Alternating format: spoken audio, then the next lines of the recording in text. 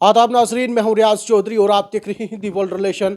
हमारे साथ इस वक्त मेहमान है भारतीय जनता पार्टी के सीनियर लीडर व जिला के नायब सदर जनाब कपिल सरियाल साहब। जानेंगे जो कल स्कूल्स के अंदर हमने हालत देखी है, जो सरहदी इलाके हैं वहाँ पे तालीमी अदारों का निज़ाम बिल्कुल धर्म भरम, उसातिज़ा इकराम स्कूल में नहीं पहुँचते हैं।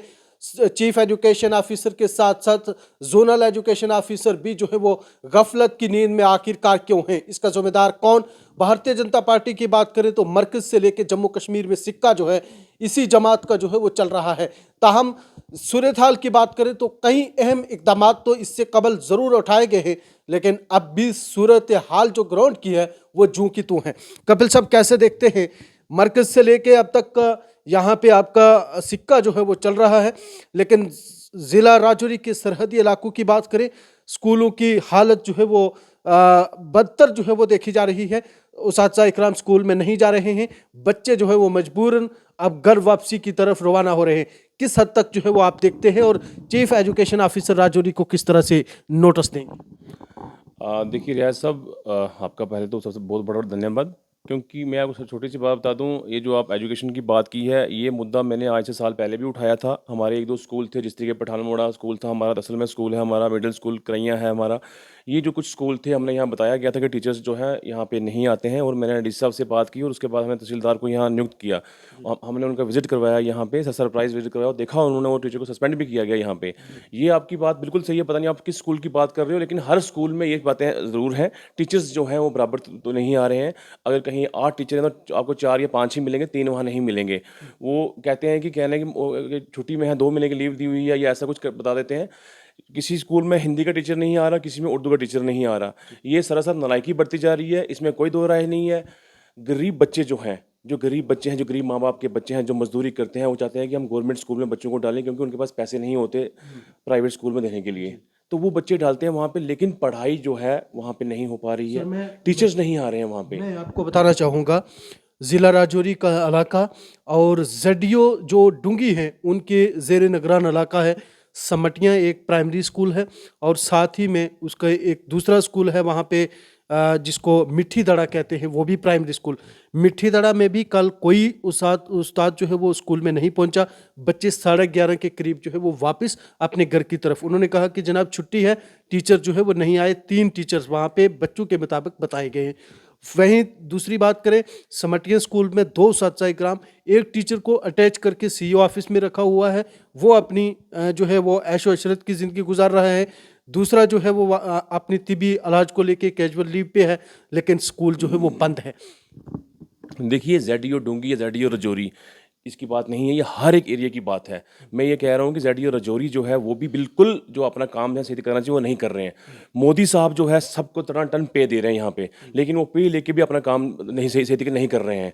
मैं आपको बता दूँ, टीचरों की यहाँ पे नालायकी है। एक स्कूल की बात नहीं कर रहा, आप अगर सरप्राइज विजिट करेंगे हर स्कूल में, वहाँ पे आपको 3 या 4 टीचर कम मिलेंगे, या किसी की सिफारिश आ जाएगी वहाँ पे, या वो छुट्टी पे होंगे। तो बच्चे जो हैं वहीं के वहीं हैं। आप मुझे बताइए, रजौरी के अंदर से काफ़ी बच्चे आईएएस की है, आईपीएस की हुई है, यहाँ देखा होगा आपने। लेकिन वो टाइम चला गया। उस टाइम जो टीचर थे मुकम्मल स्कूल में आया करते थे। आजकल टीचर जो है स्कूल में नहीं आते हैं, लीव देते हैं। जब आपने बात की है डूंगी एरिया की, वहाँ उनको लगा होगा बारिश है, स्कूल नहीं जाना हमने टीचर ने, क्योंकि पे तो घर बैठे बैठे मिल रही है। मोदी साहब जो हैं, देखो उनका एक ही काम है, उन्होंने सबको बताया कि टाइम से स्कूल जाना है, टाइम से स्कूल बंद करना है, लेकिन ये लोग जो है वो काम नहीं कर रहे हैं। लेकिन उनके लिए एक्शन क्या मैं होना ये चाहिए? कहता हूं कि जेडीओ डूंगी और जेडीओ रजौरी को, ठीक है, सस्पेंड करना चाहिए। मेरी पहली ये बात है। अगर आपने आज मुझे बात पाई है, ये मुद्दा उठाऊंगा मैं जल्दी ही, मैं डिप्कॉम साहब से भी बात करूंगा और अली साहब से मुलाकात करूंगा स्कूलों के मसले पे, क्योंकि हम ये बर्दाश्त नहीं करेंगे। मैं आपको पहले ही बता दूं, जहां गलत होता कपिल सरावा खड़ा मिलेगा आपको।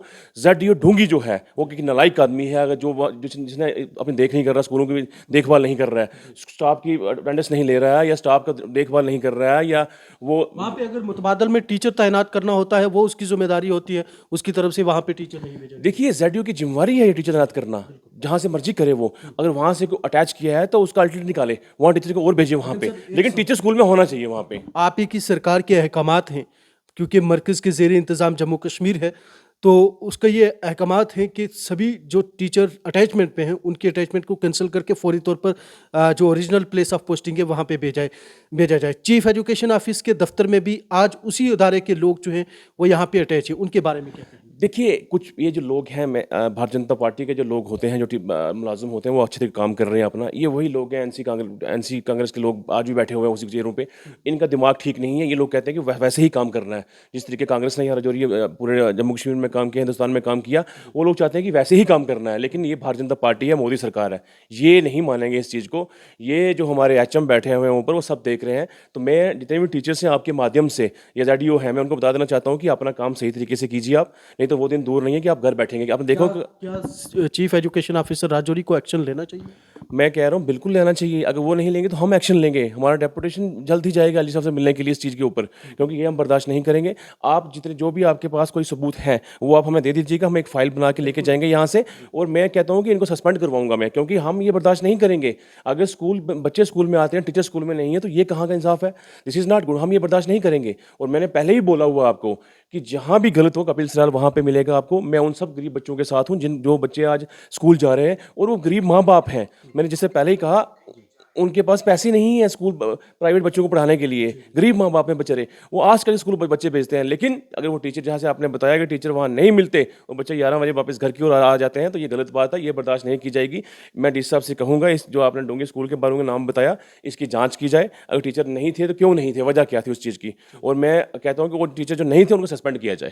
चलिए, बहुत शुक्रिया। हमारे साथ भारतीय जनता पार्टी के जिला नायब सदर जनाब कपिल सरियाल साहब थे। बाज़ाब्ता तौर पे उनकी जानिब से मांग की गई है कि जोनल एजुकेशन ऑफिसर के खिलाफ फौरी तौर पर एक्शन लिया जाए और उसको मुअत्तल भी किया जाए। वह उनकी जानिब से कहा गया है कि अगर ज़िला इंतज़ामिया इस मुतल्लिक कोई कार्रवाई नहीं करेगी तो हम आला हकाम तक, यानी कि लेफ्टिनेंट गवर्नर के साथ भी इस बात पे जो है वो उनके साथ इस मामले पे जो है वो रोशनी डालेंगे और एक्शन जो है वो ज़रूर होगा। लेकिन आपको याद दिला दें कि गुज़श्ता कल हमारा दौरा जो है बॉर्डर इलाका के में था, जिसमें 2 स्कूल जो हैं बाज़ाब्ता तौर पे वहाँ पे उस्ताद इकराम जिसमें नहीं थे। एक स्कूल प्राइमरी मिट्ठी दड़ा था और वहीं साथ में प्राइमरी स्कूल समटियाँ, दोनों में उस्ताद इकराम ना और बच्चों के मुस्तकबिल के साथ जो है वो लगातार खेला जा रहा है। इस दौरान भारतीय जनता पार्टी के लीडर का साफ शफाफ अल्फाज में ये कहना है कि फौरी तौर पर उन लोगों के खिलाफ कार्रवाई की जाए जो इसमें मुलव्वस हैं।